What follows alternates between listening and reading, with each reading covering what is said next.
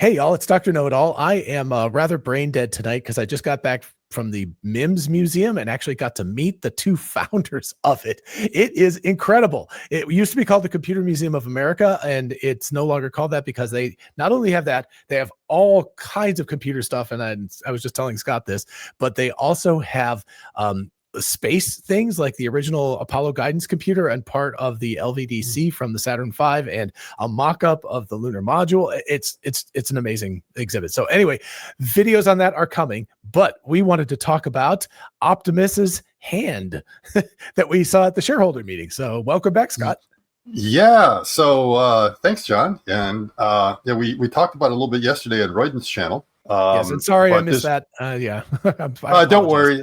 We still had fun without you. Kind of. So there we go. Oh gosh. Okay, so we're going to start with a formula.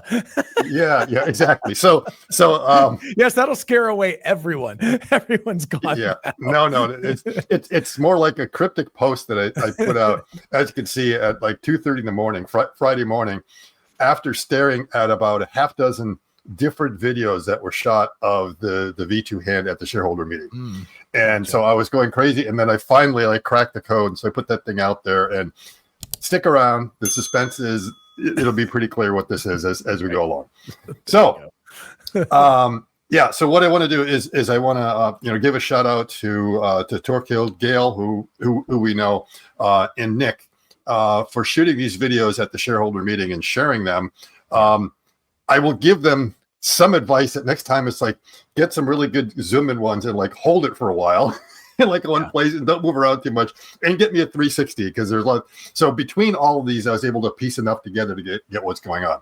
So what this has done is it's allowed me to fill in the gaps of our knowledge from a year ago when we first saw the original hand that kind of came out. Now this is like a close-up of what's there right now. The first thing I want to ask you is what do you kind of notice that stands out right now?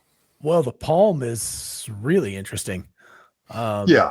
And of course we've got the red tendon-y things in the finger joints. Yeah. That's going to be key to a lot of, but probably the first impression is that not only does the palm have a little bit of shape, but you'll notice these, the kind of odd coloring to the whole palm. Yeah. It's like that's all the touch sensors. So that's probably all the sensors that are going to be on there. So that's probably the first thing you're going to notice just from the colors, something like that. Right.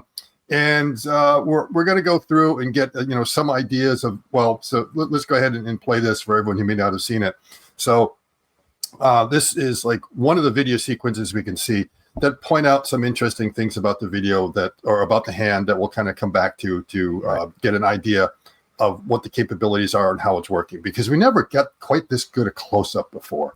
Right. And the time that we saw it before was the Cybercab launch event, right? Was that it? Yes. Yeah. At WeRobot. So this is basically we saw at WeRobot. Now, this is not the same hand. This is the prototype of the 22 DOF hand.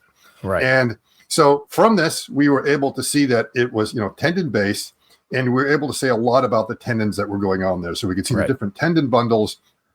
And we made an attempt to guess because we know it was 22 DOF, and it was already hard enough to figure out, the DOFs. But the question was, how many tendons are there really, which means how many actuators in the end, and try to go that. And so as a result of that video and this one here, also a better close-up from Dirty Tesla, I was able to do this rather infamous annotation of the hand to try to figure out what's going on. So the hardest thing was to get that count up to 22 DOF. Now you can be very careful. 22 DOF in this case really means the number of joints. It doesn't necessarily mean the number of actuators or anything like that. Right. So we went through, we knew, they're going to be putting abduction in there now, so the fingers are going to be able to move around. They added another pip joint over the 11 DOF hand that they had. And then there was this what's the fifth metacarpal kind of movement here on the pinky. Yeah. And then there seems to be 3 degrees of freedom down here in the CMC joint, which are a bit hard to tease out, but that's how you get up there. It does not include the wrist. So the wrist axes are not in there, even though the wrist actuators are part of the forearm, it's not in there. But if you want to actually, and so we made some assumptions about how this is working. So we can see that there are these flexure tendons that come through that allow the hand to clasp and stuff like that. And then there's, and we could see these, and I was able to label them. Oh, here's the abductor and the abduction. There's the flexure. And then we could see in another position here that's like, aha, we can see what looks like the extensors here. So these are the ones that are going to be able to pull it back. And by doing that, it allows you to kind of close your hands in a straight way, as opposed to having this clawing motion and everything else. Gives you a lot more control by being able to do something like that.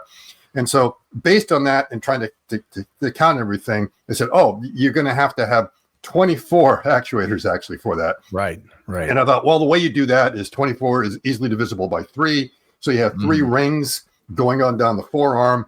It might be possible to do that. And so the working assumption has always been there was probably 24 actuators. Right. And it turns out that's wrong. Okay. Now Elon made a curious statement. I think about 6 or 8 weeks ago. I think it was in one of these podcasts. He talked about the number of actuators in the arm.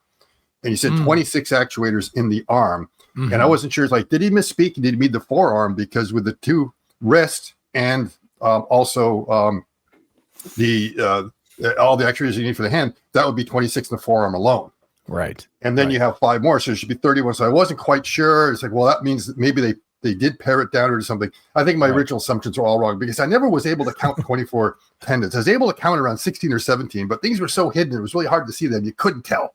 So I just assumed there was ones that were out of sight. And it may have been, I actually should have just gone with my counting method that I had and be able to get it right. Now, some of the things that we can tell about this is that the tendons that are coming in here, we can see these are sheath tendons, which means they're like bicycle cables. Yeah. They have something around there. And you can tell that because they bow out. Right.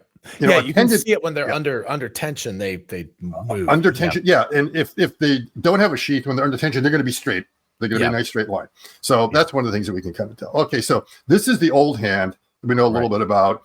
Another kind of close-up of the old hand. Again, you try to go in here and count this tangle of how many there are, and it's really pretty tricky. A quick shout out to my channel sponsor, Joa. They make the best accessories for your Tesla and other EVs and have amazing warranties and customer service too. They're really great folks all around. Be sure to check the link in the description and grab a fan-cooled phone charger, a portable tire inflator, a fold-out laptop table, and so much more. Oh, and they make perfect gifts for your EV-loving friends too. So with the holiday seasons coming up, be sure to check them out. Now, obviously, there was like an improvement to this hand. So we saw that 10-10 last year.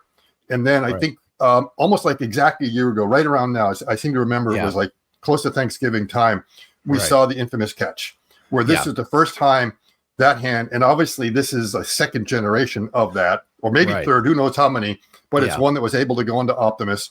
And the amazing thing about it is that forearm is actually smaller than the original.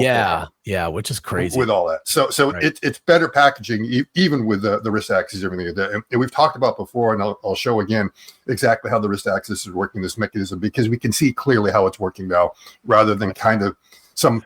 I think I get the wrist mechanism right. There was enough hints last year on that, and now we can see that it actually is done correctly. Gotcha. Okay. Now, the only other images we got, this is, I think, May 20th. This is when Secretary Duffy visited Giga Texas. That's right. And we got a small glimpse. And I didn't realize, again, this is like the Mandela effect. I thought for sure they both were covered, and I don't remember it being exposed like that. Because there was like only 1 or 2 frames that came through quickly like this. Which you get to say, oh, there it's there. But they still didn't show us the rest of the stack. So we had no idea what was in there. And this is not zoomed in enough to be able to get any detail whatsoever. So you really can't. So now we're finally seeing. So basically, this is what was on display at the shareholder meeting. Except so that would have been about 6 months ago that we saw this, and now of course that's in May. So May is 5. We're at month. What's that? 4 months. So because this is May 20th. No, it's May. I know this. Okay, well, okay. Anyway, it's almost it's a half a year almost ago. June. It's basically half a year. Yeah, about half a year ago. Something like that. Okay, so. The only other images that we've kind of had of that was this infamous one that also end of the first quarter, showing the and I want to make sure we're clear on this, the pilot production line. There is no production line. It's still a pilot line that's there. They made that very clear. There have been some social media posts thinking that there is a production line going. Like, no, they're still piloting because they don't actually know what they're building yet. Remember? So no, there's no sense in building a production line until you have a production until you actually have it. Now, obviously, there's nothing wrong with like starting to get ready, testing out some processes and stuff like that. And so, maybe they're still building a few versions 2.5 for whatever R&D purposes, but obviously Right. they're not doing anything volume. Okay, Right. so now way down here, we have to zoom in. We can sort of see, what's there, but it was really hard to tease anything out because the rest of the hand is blocked. So that's the best we've had the first time we've been able to see that kind of exposed. Now this is new. Right. And this is from the promo video that they now, showed. this during is the the thing. Yeah. I believe this was shot at the same time that other picture was, which would have been sometime last spring. Really? Okay, I don't. Yes. Okay. And I'm going to tell you why. Is we're going to compare this image Right. with what we saw. And there's one minor difference between the two, but important. The ring around the wrist. No, that's there. It looks like I don't know what to call them, the pistons or something like that in the upper section of. There seem to be more. No, I think they're pretty much the same. They're just in a different position because they're being put together. I don't know. What is the difference? John, have you ever hired an electrician who done any wiring in your home? Yeah.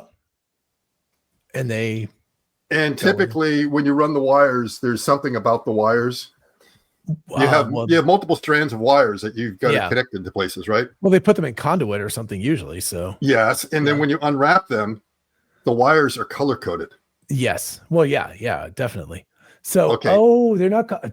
Geez, how did I miss that? That was the most obvious thing in the whole picture is that they were the original pilot line. All the tendons were the same color. Yeah, and then they realized, you know what? We're connecting these things wrong. No one can keep the bundles separated. There's confusion where everything is supposed to go. Right. So they went and they started to color code them. Okay. Now, and that makes really good sense especially because it has to go up through the hand and out. And if they're all white, you need to make sure. The same reason electrician. Which ones where? Yeah, exactly. They learned over a century ago, you got to color code these wires if you want to connect them in the right place. You got to know which is the ground, which is the hot, all that stuff. So let's go ahead and make sure. So the same thing is going on here. Everyone probably wants to know, well, what is it? What's the tendon material? My guess it's probably Dyneema or maybe Vectran, which is a type of aramid or synthetic that's used that you were probably used to Dyneema. Yeah, you probably use it a lot in rock climbing. That's climbing. I mean, Dyneema is very important in rock climbing. And Dyneema is important for a couple of reasons. One is it really doesn't stretch. Yeah. And it's UV protective. Yeah. And it's also pretty good abrasive resistance. Yes, that's the important part in climbing. Right. Vectran is not so good with UV. It can break down, which is why you wouldn't make outdoor trampolines or things like that, or your tents made out of that. But it doesn't have. It has less creep, and it's good, but not quite as good when it comes to the abrasion. So the thing is, what am I going for? Do I want to have something that's better in abrasion? This hand is not going to be exposed to UV. At least I don't think so. Well, certainly not inside the. Inside, it's going to be covered up. So it's going to be one of those two. Yeah. All right. So that's the color coding is there, and that's kind of key to be able to figure out a lot of things that are going on here. And we do get some good views here. So the question is going to be, how many actuators in total? How many rings and how many actuators per ring? Right. So I think we can answer the question, how many rings? How many rings do you think there are? Well, it looks like there's just two at this point. So. Two. All right. We got two. All right. We're there. Okay. And it's a little bit hard. It's a little bit hard to count here because you're not sure whether it goes all the way around and what's missing and stuff like that. But we'll get to that. Okay. So here's like some other pictures here showing the assembly. I do not think those things there are tendons. Okay. They look a little bit more like wires to me. And the reason is that you do have all these sensors around there and you probably need to have some wires coming out. Well, and you also have, do they not have any, they don't have any actuators. No, they still have to have some actuators in the hand. So you need wiring for that. No, they don't have any, all the actuators are in the forearm. Even to do this motion. Interesting. Okay. Yeah. Now I was wondering that myself because I'm going all over the place and there could be a good reason. Hold that thought because that's not a bad thought because first of all, I was looking at, wait a minute, what's this big black wire going on out there? So I believe that's the wire that we're seeing that the operator is putting together that eventually they're able to get that all in there. That's pretty heavy. And when you look at something like that, you think, man, that must be running a lot of power through it.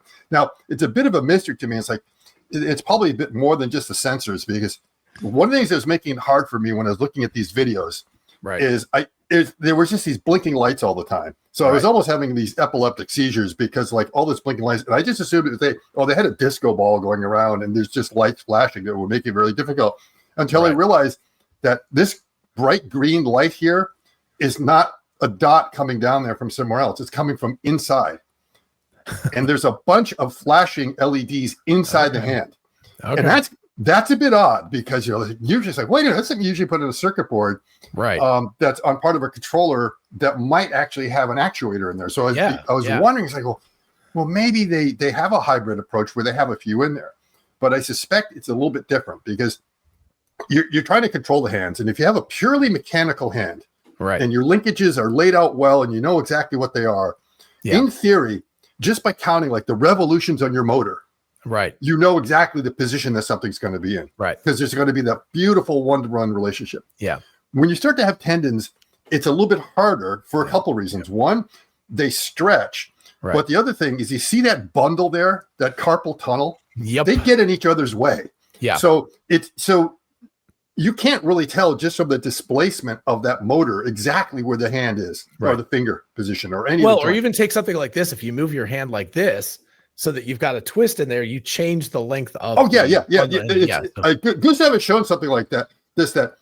If you, I think when your arm goes back like this, you see how your fingers kind of flatten out. That's not voluntary. That's actually as a result of the movement of your wrist. Because it changes that. It's actually really hard to close your fingers when your wrist is down. So you actually are affecting. So there's like crosstalk and there's all these other things that make it very difficult. And the other fact, depending on where the pressures are on it, because remember, there's some coupling going on that you have one tendon that's trying to move 3 joints.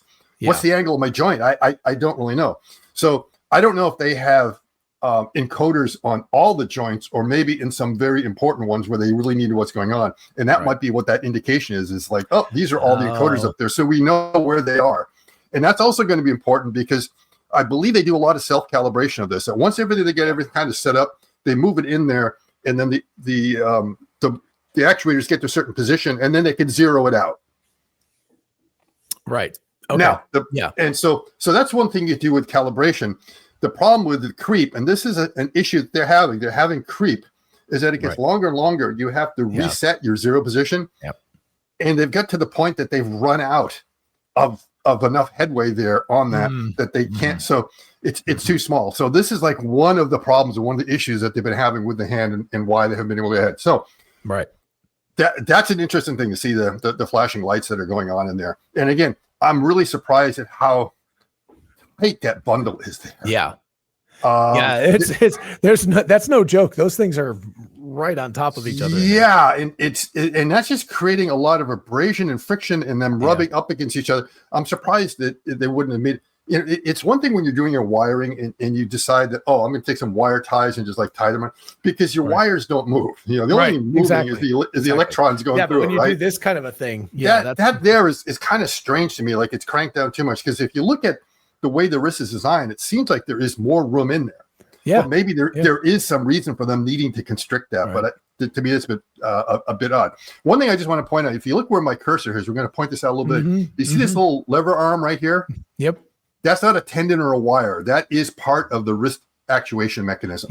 Which will come back again. And you're gonna, so once I point these things out and you see those videos, you will never not see it again. Okay. Once it's there, it's like, all right. But wait, before you go on, we'll go back to that last. Okay. So red wires are flexion downward. Blue wires are. Oh, you did. We'll get to that. We'll get to that. Okay. Don't spoil everything. Okay. Don't spoil it. We'll get to it. We'll get to it. Don't worry.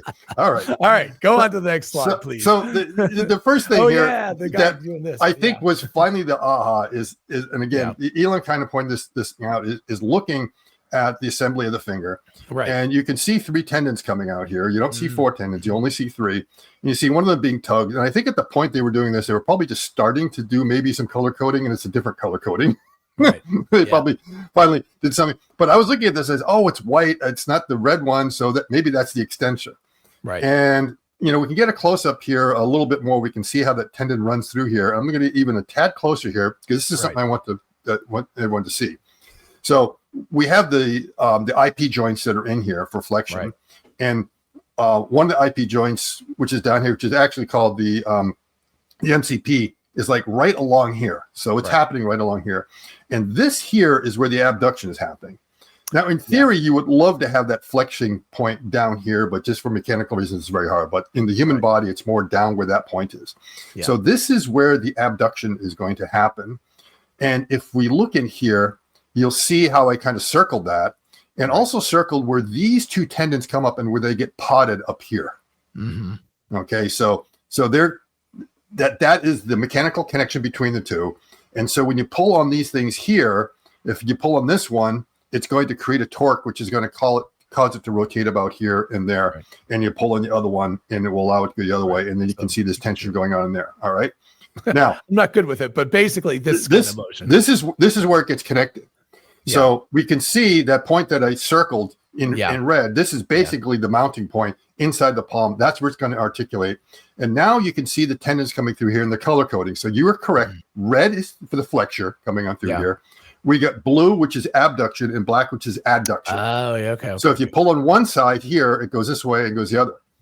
But there's kind of a curious thing that I want you to notice is that, wait a minute, if the abduction and the rotation is happening down here, and we can see where that flexion point is there, why are they potting it up here? Why don't they just pot it down here on this lower silver part? Because it would have the same, because look what you have to do. You have to run this wire through a hole right through there. And what that means is that the moment arm, the moment arm is still the same moment arm because it's basically from here to that point there. Well, but once you start the motion, the moment arm will increase a lot more. So yeah, but not that much. I mean, it's basically going. Oh, because it's going through that hole. Yeah, it's going through that hole. So and you know, it seems like if you wanted to, you could pot it over something a little different. Yeah. All right. Yeah. So I want you to think about this for a little bit. What's the other side effect is that, think about it.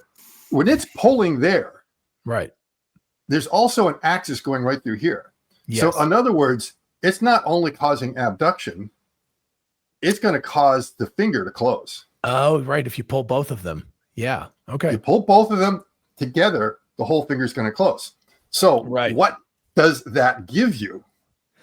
I'm going to stop sharing here for a second. Well, you can reduce the number of tendons and stuff you have to have for sure. Well, so yeah. See, one thing that ends up happening is that you've got your flexion, and normally with your flexion, this is what ends up happening. Right. You pull the flexion. Right. Because you don't really have control of the individual joint. Yeah, all the joints go. But if you've got something right here, which does not connect up there, you can do this now. Yeah. And then with the other part of the flexion, do that. Yeah.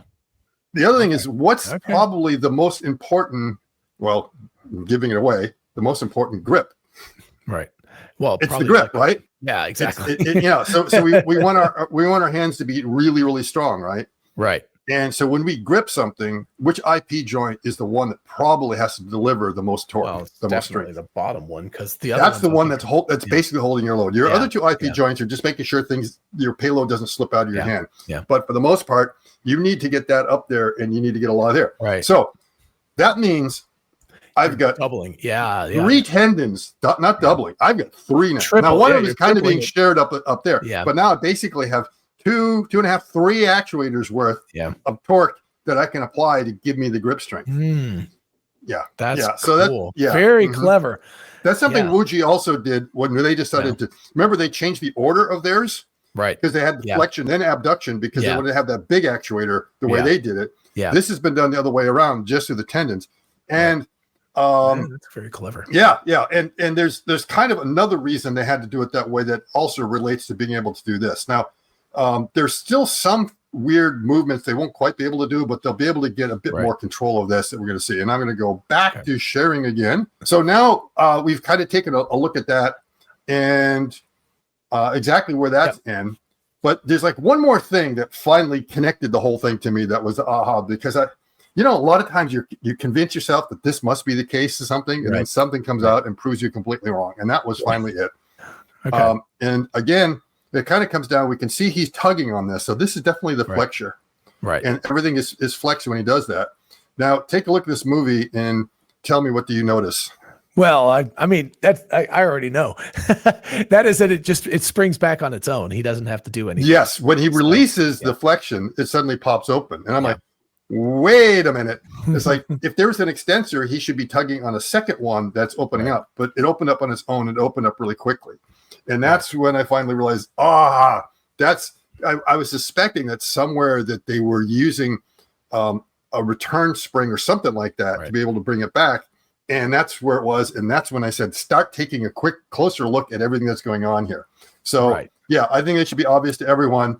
Thank you very much, Elon, for pointing that out. At least mentioning that, the testing, and then putting this thing out there, because that was the thing that ended up being the key to my being able to figure that out. But really fascinating. I think you have good evidence that this is potentially half a year old, this video.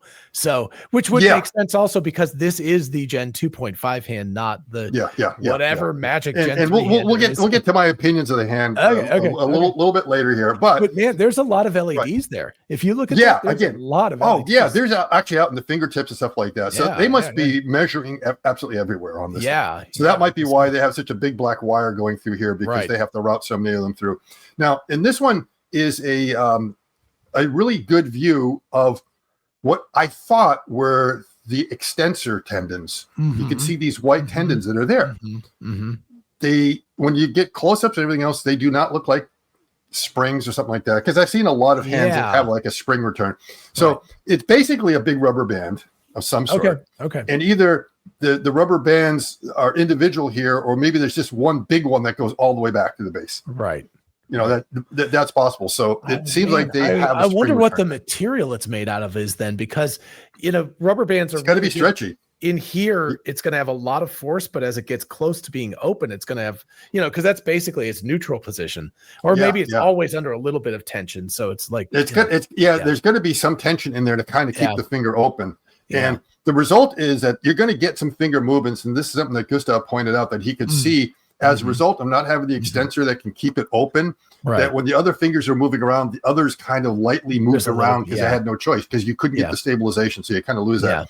This is another image we may come back to, because there's a good opening up here of the the CMC joint of the thumb to give us a little bit of an idea what's going on. There's another one we're going to look at. But again, all those LEDs are just flashing all over the place. Okay, and again, this is a bit more blurry, but you know, that was one of those that it was moving really fast, and the lights were so bright. And then it was like pretty clear it's not a tendon, because there is no white tendon anywhere. The materials just didn't match. So that was not in the colors, but we can see like the blue in here. We can see the red. We can see the green one down here. We can see another green one over here. There's some optical illusions. You got to be careful. I was like double counting things, because there was like reflections and stuff like that. So you got to be. It doesn't help that it's very silvery and shiny. So. Now, as far as extensors, I was also a little bit tricked, and later realized that these are not extensor tendons in the 1X. So if you look here in the thumb, you can see this thing that's bulging up there, and you can see a little bit of a black material in there. And also, so that's also, those are not springs. I believe they might actually be using O-rings to go through there. So basically you get an O-ring, because a lot of O-ring materials are really good materials as far as, because they're used as gaskets. So they're just durable. So it's like, let's just go find one that's the right size. And they either cut them into two sections, or they might actually have it kind of connecting all the way through and potted underneath. So that's what they're using as well to open it up, because otherwise you've got a lot of actuators. You get, you know, that's 4 5 actuators you don't have to worry about. Exactly. So it's not unprecedented to do it. Everyone does it. If you look at most hands, I think it's really rare to see, even though they should be there. Quite honestly, when do you ever have the use case of having to have muscle power to open your hand? The use case is, if you're an alligator and you don't like the fact that just electrical tape can keep your jaw closed. That's basically what's going on. So the alligators they have incredible closing force, right? But they can't open their mouths. It's the same thing. We're pretty weak this way as well. We have a lot of clenching force, but we don't have a whole lot. You really just want it for fine motor control. So I know in everyone's post, this is the hand that's going to be playing piano. It's not playing piano. So, you know, it's not of that caliber to be able to play the piano. Unless it's just like chopsticks. That's going to be about it. So again, I think we can see a little bit of this. I'm not sure what I'm trying to point out. Probably just the fact that there's like the carpal tunnel that's going on in here, and we can start to see the different colors. And we're going to start to get some images here that will make it a little bit easier for us to see what's going on. So again, we can see that, the red are the flexures, and then the blue and the black is going to be for the abduction. Yeah, that's even clearer there. Yeah. The question is the green. So we have like a green that goes over here, and then so those are another green that goes over there. Now what you want to see is like this green tendon here. If you follow that all the way through, it kind of comes through here, and it's the one on this side. So it's cross. It's cross. And that's exactly how the human body works as well. Right. And the reason it does that is that there's also a green one that comes over here to the thumb to get that motion of the thumb that's moving around here. It attaches right about there. And that's a straight shot. That means it doesn't, if this one has to then curve around, that's bad. Yeah. So you want to try to keep it straight. So that's how they set everything up. Yeah, and you're right. That the necessity for having actuators to do that is gone. Then you just use those tendons. Yeah. Okay. Now, and so again, we can sort of see the green actuator here, or the green tendon that comes through and over on this side. And then one of these is the green. And part of it is, again, the flashing green. You're not sure if it's like, are there two in there? It's like, no, there's not. It's just like these optical illusions. I went through it so many different times to try to get it right. Okay. And now this is a really good shot here. Ooh, that's what really I like about this particular one is because we can see the black and the blue over here. Now the thumb is just bizarre. Is that this green one here is to make the thumb basically I'm not sure, rotate around. There's a particular, it's a type of circumduction that's going on there. Opposability part of the thumb. Yes. So it's helping it to do opposition. Yeah. And then you have the blue and the black here. And this is helping to do the abduction, which is kind of a weird, because the abduction is more towards the index finger as opposed to like you say, the opposition coming around. Yeah. And you could see right underneath here that the white return tendon, if you want to call it, or spring rubber band that helps it spring back. So these two are here, and I suspect they may, through a differential, get the thumb to rock another way. It's not quite clear if that's there, but there's going to be 3 degrees of freedom down here, and then it's like, well, then what are the 3 degrees of freedom? Right. And the only way that it because you have flexion, unless they're counting the flexion into 2 parts here, because this one goes up here to flex these 2 IP joints. Yeah. So they might be able to flex independent of that one. Maybe that's what they're trying to, but I don't think so. I think it's all going to come in there, and you might be able to, I mean, if this is abduction, you need to be able to go back and forth. So one of them is to have it kind of go forward, cut that, and then there must be like a rocking back. So so we get a good view of that. Is there a red tendon on the thumb? Because it looks it's right up here. You can see it coming. That's actually good. Yeah. It's hidden right down here. Yeah, you can see it come up. It gets kind of hidden, routed around here. It's up here, and it's up there. So you've got the same trick as the finger. You see it there. It's just canted at a different angle. So it's definitely a bit weird. Now, on this side, so this is a good view of where we can begin to see the origins of a lot of these. So this is the first actuator way back here. So the main thing is I was able to see this piece here, which is routing it. Yeah. So this is like basically some raceways they set up to route and to corral all of these. Right. And you can see that you can count them 1, 2, 3, 4. Yep. And you can take them out 1, 2, 3, 4. And you can see there's this black one that goes all the way over to here. So that is the first actuator. And so it's black, red, blue. Okay. And there's 4 on this side. And because of symmetry, we're going to find out there's one on the other side. The colors are a little bit different, but they're over on that side as well. So that's the first thing we can see it. The other thing is that this material is probably a type of nylon or something like that. So it's better than aluminum because it turns out the dynamo will chew up the aluminum. Yeah. Okay. Yeah. So they have to be very careful finding a material that, because abrasion works both ways. Yeah. Either you're wearing out the tendon or the surface you're going over. Yeah, exactly. There's not pulleys or anything like that going on there. So that's something I have to be careful of. And so this here, now this is giving us like a nice little view of what is the actuators for the wrist. Right. And I've got that all kind of out here. So if I go back up here, you can see, something is a pivot here. You might see that there's a pivot here that's not so obvious. And then these linkages. So let's go back the right way.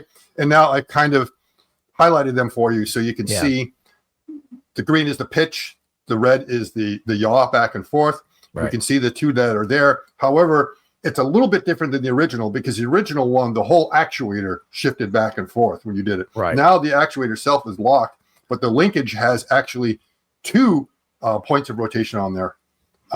Here and up there, which are spherical joints. Right. And again, we can highlight that and we can see that in there before. Yeah. We can see that just as well. And so again, this is a reminder of how the old one worked. Right. So the old one with the Popeye forearms, we always saw that thing kind of moving around. The second one, what they've done is now the actuator, which is obviously a little bit smaller, is in there and does not bounce around. And the reason is because that linkage is designed. And of course, they've got like this weird dog leg and everything else in there to try to get it in. So it's very nice and compact. And then it gives you that big opening, that carpal tunnel, to allow everything to go through. So that is how that is designed. Clever. Yeah. Okay. Now, if we look around here on the front, so we got those 4 that were over there. We'll end up seeing the ones that come this way. Right. And let me see. I think I've got some. Oh, okay. So basically, when we go through this whole thing, if we look at the hand, okay, I want to look at the hand, and then we're going to go down the stack. So up here, we can see we have basically counting the thumb, all these reds. Yep. Okay. And then we can have, and then the thumb, we also have seen like the blue and the black. Yep. Blue, black, blue, black, blue, black, blue, black. And then a green here and a green here. Yep. So basically, that's 5. Plus this 10. is 10. Plus 2 is 17. Yep. So it's 17 actuators. So that's what we know. 17 tendons, 17 actuators. That's what we got. Now the question is how many are on the rings and how they go around there. So that's basically the mystery. That's what I was kind of talking. And I was associating them with what they were doing. So that's it. Yeah. So basically, black is for abduction. Oh, sorry. Blue is for abduction. Red is for flexion. Right. Black is for abduction, or adduction. This is adduction. Yeah. I mean, it's like, okay, yes. And I get to spell out barf 3 times. So okay, so going back, so going back here, we again we can see exactly where these go through. It's a little bit better. We can see that black tendon coming in here, making that turn. I mean, this is a sharp turn. Yeah. Usually you want to give it a little bit of radius, and then it's making some others to try to go through here. And then make all the way up. You see, again, there's some additional routing that they try to go through before they finally get into carpal tunnel. Right. And now then, if we go to the front here, we'll be able to see a little bit more as well. Now, so as far as the rings, so what ends up happening is that you're going to see that there's 4 here. Right. There's like 4 on the other side. And then there's going to be 4 coming in. And these are the ones that we see coming straight up through here from down there. Right. And so the 4 on this side here going in like the order back this way is like black, red, red, blue. Turns out the other side, when you look at it, it's black, blue, red, red. So it's not the same for some reason. Right. And then right in the middle, you end up seeing blue, blue, blue, black, red going along this way. Yeah. So you can see kind of there's a, so there's the blue that's part of the group of 4. And then there's blue, there's a black one, and there's a red one. And, everything adds up. So there's only 5 of each color with 2 green. Right. And that means, looking at this, there's 5 up top. Yep. And there's 12 on the bottom. Yeah. Okay. Yeah, I was just counting that out myself. Right. So, wow. Now there is one thing, and this is, I think, there's kind of a missed opportunity, and this is a recommendation that I would kind of make. Not that they take my recommendations. Hey, it sounds like they listen though. Yeah. So obviously, they're putting a lot of actuators down here, and the actuators are down the bottom. They're a little bit concerning because you have a much longer run. You get more room for creep and all these other things. You'd almost like to say, I'd like to have them be a bit closer to where the business is. Yeah. And so they have them all kind of down there. And in some ways, it looks like they want all the flexures to be down there because they have the same amount of length of the run. Yes. Whereas it seems like they don't care so much about, the green, they decided, which the green to me seems to be the least important. Yeah. Yet it's the closest. And then the abduction, that's like, well, abduction is not as important as the flexion. So we'll put a couple up there, and who knows which ones they are, whether they have to do with the pinky and the thumb and maybe the 3 middle fingers are grouped a little bit different. But obviously, they had to make some decisions on why they wanted to route it that particular way. Right. When I was looking at this, I think it's an optical illusion you get with all these different perspectives. I thought the diameters of these actuators is bigger than the ones down here. And I think it's completely wrong. I believe they're the same. I don't think there's any difference between them. However, it definitely looks that way, but I think you're right. Yeah, but it's not that way. However, I think there's maybe a little bit more room. Maybe say that you really have 2 actuators here, 2 actuators there, and 1 right in the middle. Mm-hmm. So so this blue one in the middle is like really straight in there because that's where it kind of goes in.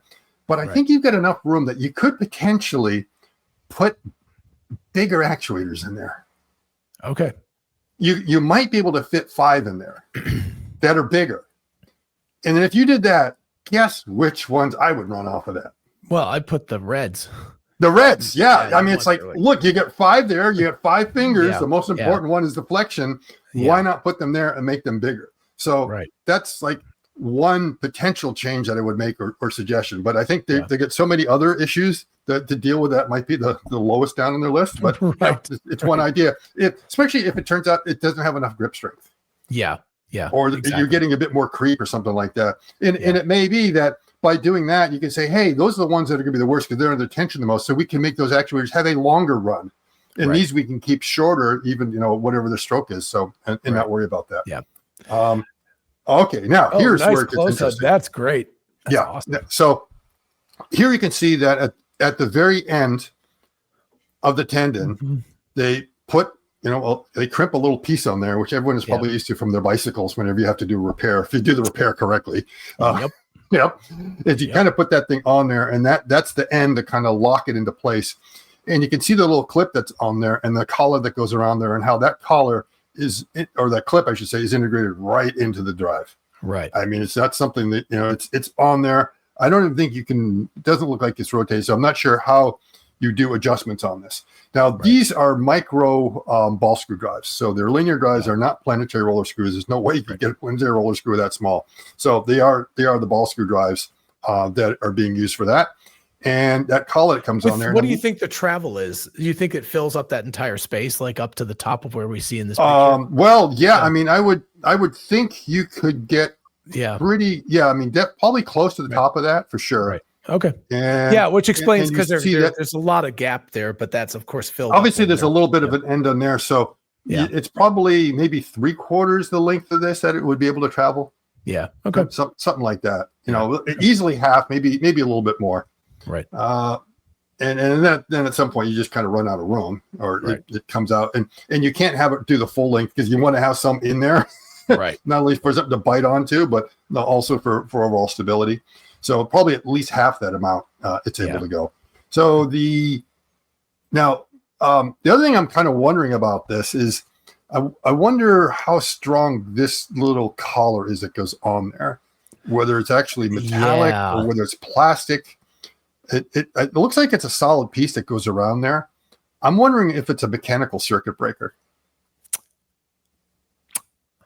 So if you mean like if the tendon pops, or if for some reason there is like too much force applied, or some shock or something like that. Yeah, it's almost like a burst valve. It's almost like a burst that breaks, and that way you don't damage the actuator. Yeah, you don't break the tendon or anything else. You just got to come in and reset or potentially injure a human. I mean, if it was grabbing a person's arm. Or something like that. You just want it to. So you want it to snap. So that might be one way to get that thing to go without waiting. I was wondering about that because otherwise you don't want the tendon to break. Yeah, because you want the tendons to be really strong. And the thing about tendons is that they do have like creep fatigue. Yeah. And it turns out this shouldn't surprise anyone. The number of cycles that you're able to get before you start getting creep has to do with the maximum loading that you go through. Right. Obviously. And it turns out that, if you always run it up to what is the maximum rated load, it's going to degrade really fast. Yeah. And that if you just back off like a little bit, like maybe over specify it or make sure you don't run it, you can get an order, sometimes 2 orders of magnitude increase in your cycle time or your cycle life. Yeah. And that's big. And that's even in the 1X literature where they talk about with Neo, that if you run it like 3X nominal, you'll get about 100,000 cycles out of it. Yeah. If you run it just nominal, you'll get 2 million. So that's like 20. So that's like more than an order of magnitude. So that shows the importance of that. And then, sort of making sure that, well, maybe we want super strong tendons. So we know we won't get the creep, but we've got to put something in there that's, like we say, a relief valve of some sort.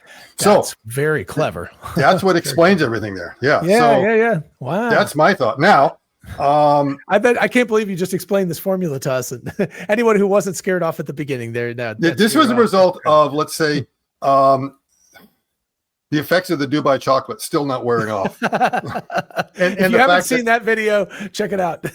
yeah. So that was our hot take on it and looking at it. And I think the videos were just starting to trickle out, and there were more that were coming. And like I say, no one video had the answers to everything, but in combination was finally able to see enough. Yeah. Now so some final thoughts about the hand is that I have spoken to a lot of hand experts. Okay. About a half dozen, and some of their thoughts on this hand, and like most of them are really not that impressed with the hand. They're like, this is state of the art circa 2015. And I have to agree, is like, if you go back to 2015, you'll already see a lot of other hands. And, if we think of OpenAI with the shadow hand and doing the Rubik's Cube. That could do so there's a lot. Now, part of it, you can say, but they didn't have the miniaturization. But if you just kind of look at the hand itself and everything, there's nothing really that groundbreaking or revolutionary. Actually, there is one thing I want to, there's, I think, a couple things I should point out that I think are a reason that I will share again.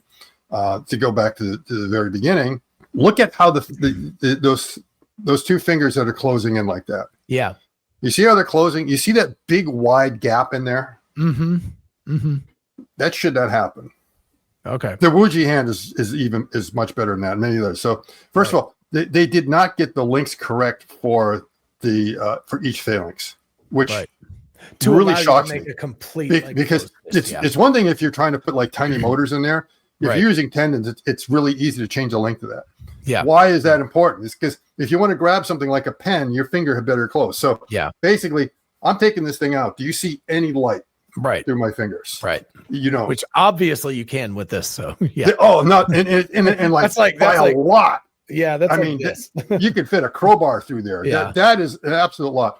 The other thing, of course, is the finger links are all the same. So it has what technically a pinky finger, but the links are the same. So they've offset them to give the impression that they're different links, but they look like they're all the same. So that kind of surprised me. It's like, well, why aren't they making it a little bit smaller? And that just shocks me on how they got that wrong.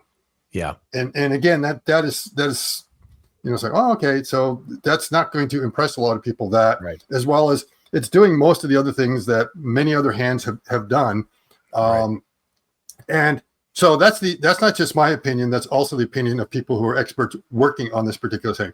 However, there's someone else's opinion who I think also says that, well, I guess, my term for it is that I use the German term Schrott, which just means it's junk. Okay. And Tesla has also decided it's junk. Otherwise, they'd be mass producing this. Yeah. So they've gone through it. They're seeing they're having problems. There's like no point to do the production of it. And if you look at it, I know everyone was, loved seeing it, was very impressed. Right. But Elon even said, "Oh, that was not the V3 hand." Yeah. That's the V2 hand. Very careful to point that out too. He's very careful to point out, and he said that the V3 hand is going to be, I think, special or something like that. Yeah. So even he realizes that this is not the one we want to scale. So before anyone, wait. I'm suddenly in mind of the Matrix when the Oracle says to Neo, she says, "You are not the one." And he's not until after he dies and is reborn. So we get the Neo reborn version V3 of the hand. So it's now the interesting thing is it kind of comes to that Tesla decided to take the gloves off in this case. And because up till then we weren't really able to see much of what was going on. Right. And even that video that with Sean Duffy, there was almost like an attempt to we don't want everyone to see that. It's like, and everyone was like going in on that. And in this one here, they said, "Oh, let's go ahead and show everything that's on in there." What Tesla just did is they effectively open source that hand. Yes, they just they just GitHub that thing. It's like, hey, look at our design, look at everything like that. Right. And of course, what that means is everyone's going to start copying that. Yeah. So they're thinking if they can get people to copy this version, they're just going to waste their time. Exactly. That's why we're able to tell so much what's going on there is that they're either, I mean, if we look at one of two ways. One, everyone's going to look at it, and if they kind of know what's going on, they're going to say, okay, this is not the way that we want to do it. Or others might think that, because of the Tesla kind of aura about this, like, that's what they're doing, let's go ahead and copy it. And so, yeah, that's kind of my take on what's going on. I don't know if you had any other takes on it. No, I just, like I said, I just was open to be educated. I think clearly they're since the one that we saw last year on 1010, they've made a lot of improvements to it. You could see like fixes and things that they did. Yeah. But also, you're probably right. Somewhere around 6 or 8 months ago, they probably were just like, this is not the right path to the future. Yeah, I think it's because they're having probably the reliability issues. So they get it up and going. They're able to catch a tennis ball because you don't need to do this to catch a tennis ball. You just need to be able to do that. So that was able to work pretty quickly. And then we never saw anything after that. And we have not seen any dexterity demos of this hand. It's all been with the 11 DOF hand, and that's kind of surprising. And a lot of it has come down to because, well, first, the other one, remember, they had the sheathing going around there. Yeah. They don't have the sheathing. Why? Right. Yeah, which is really interesting. Because the sheathing was, it's the abrasion problem. They could not come up with sheathing that did not end up exploding. Well, also, do you think you're at least doubling the diameter of every. There's many reasons to not do it. But the real reason in the end was that they couldn't find anything that could actually survive the wear and tear. So that's out. And so then they're trying to find, and then they're having creep problems. And then, and it was eating away at a lot of the structures in the raceways. And it's like, they're having to change that. And then they go to produce the thing. And then someone realizes, geez, tendons are all white. We don't know. It's like, it's going. And then they go on Amazon and really, hey, guess what? It comes in different colors. So it's like, let's go ahead and get it in different colors. So a lot of little things have kind of come along. And then in the end, it's like, it seems like, I'm not sure if they've done any training with it because we haven't seen anything, or maybe they've discovered it's really hard. I am surprised by the number of leads that are in there. Now, that might be because they're still prototyping, in that when you finally get the production version, you don't need to put them in, but they're still trying to figure it out, because the combination of all this, like, you're still adding more mass and more unnecessary things in there. But, maybe the leads are small compared to the fact that whatever it is you have in there, it's tiny in the grand scheme of things. I don't know. So they've probably learned quite a bit. I have a feeling the next hand will be a little bit different, but we can see there's a couple of good ideas. I mean, with the abduction and stuff like that, I was hoping people would work something like that out, and I'm pretty sure that's what's. I'm surprised, that maybe I'm wondering if there's some other way. I would almost sneak like one more actuator in there, just for the extenders. And like take all of them down and tie them to a common unit, and then bring that down. And that way, like, you can pull on it and then together get that out and be able to hold it. I mean, it would be nice to have them all, because then you can have that antagonism that allows you to do like really interesting But that's things. a lot of extra. That's a lot of extra. Or you decide, I really only need the antagonism on like the index finger. That's like the most important one. That's true. Maybe maybe the other three fingers, I just decide to tie them off also. Some other way. So there may be a few things like that. Again, I speculated that maybe because I wasn't sure about the counts and the actuators and then going away. It's like, what you could do is what we've seen come out of Korea and China. I think there's like two hands that are also taking the hybrid approach. So abduction is being done with an actuator, because with an actuator, you can go both directions with one actuator. You don't need to have two for that. And they're putting them in the palm. And then this weird movement in the thumb, you could do the same thing. So that, it's possible they could think about that. Yep. Okay. All right. I have just been told I am done. Yes. I guess we are done. I am done. We're done. All right. Sounds good. All right. Thank you so much, Scott, for spending time with us and educating us. And of course, it will be absolutely fascinating to see what version 3 of this hand looks like after we have broken down version 2. But you're right. I think they pretty much open source this hand. Like everybody can see now. So of course you still have to control it, which is a huge thing, but so very, very cool. All right. Thank you so much. Have a great night. Everybody follow Scott, Going Ballistic 5 on X, and and we will talk in the next video. See you later. Bye now.